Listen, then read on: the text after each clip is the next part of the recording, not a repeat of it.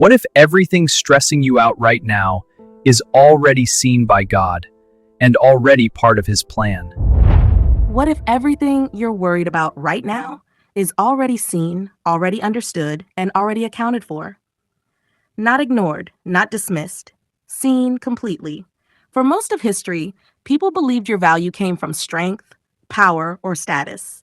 If you were weak, poor, or overlooked, you were treated like you didn't matter. But God introduced something radically different. He said your value doesn't come from what you have, it comes from who made you. You were made in His image. That changes everything. Now, here's where it gets even more interesting. God doesn't just see you in this moment, He sees everything, past, present, and future, all at once. In Isaiah 46, God draws a sharp contrast. The idols of Babylon had to be carried around on carts. They couldn't move, they couldn't save. They were completely dependent on the people who made them. But God says something no idol ever could. He says He carries His people from birth all the way to old age. And then He makes this bold declaration, declaring the end from the beginning, and from ancient times things that are not yet done, saying, "My counsel shall stand, and I will do all my pleasure." That's not just a statement, that's authority. So how do we even begin to understand something like that?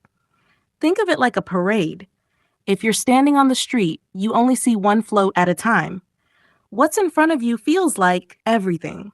You don't know what's coming next, but someone standing on a tall building, they see the beginning, the middle, and the end all at once. Nothing surprises them. From our perspective, life feels uncertain because we're down on the street. But God, He's above the parade, and that means He's never caught off guard by anything in your life. Now let's take that idea back to the very beginning. Right after Adam and Eve fell, when everything looked broken beyond repair, God didn't panic. He made a promise, "And I will put enmity between you and the woman, and between your seed and her seed. He shall bruise your head, and you shall bruise his heel." Even there, at the worst possible moment, God was already pointing to the end of the story. Victory over evil was already in view. From here, the story keeps moving, and you start to see glimpses of that promise. Moments that feel small at the time, but they're not random. They're previews. Take David and Goliath. A young shepherd with no armor, no status, no advantage, facing a giant that no one else would fight. And yet, the giant falls, not because David was the strongest, but because God's power was at work through him. That moment wasn't just a victory. It was a preview, a small float in the parade, pointing to something greater. And then the pattern continues. God doesn't just work through individuals, He moves through entire nations. About 150 years before a king was even born, God named him. Who says of Cyrus, "He is my shepherd, and he shall perform all my pleasure, saying to Jerusalem, you shall be built, and to the temple, your foundation shall be laid."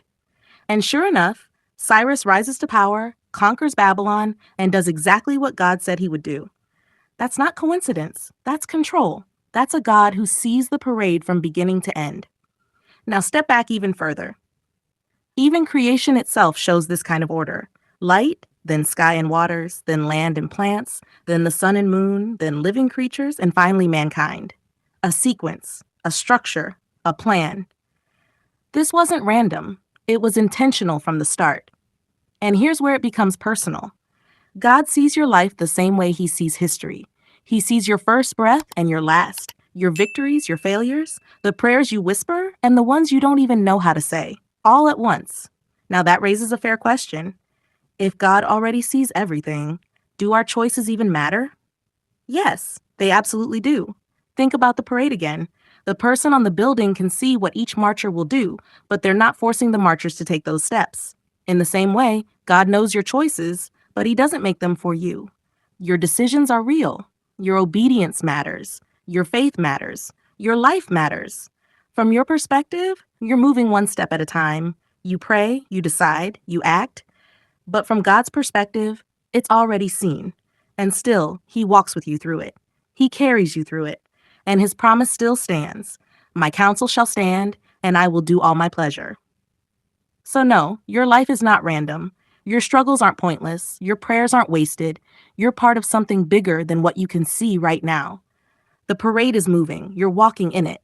And God, He sees the whole route, and He's holding you every step of the way. And if that's true, then maybe the question isn't, what's going to happen next? Maybe the better question is, do you trust the one who already sees it? If God already sees your whole story, do you trust Him with what you're facing right now? Drop a comment below. I'd really like to hear your thoughts. Please support the channel by clicking the logo on the left to go to our channel to subscribe, or the screen on the right for your next video. Thanks again. Your next video is now ready.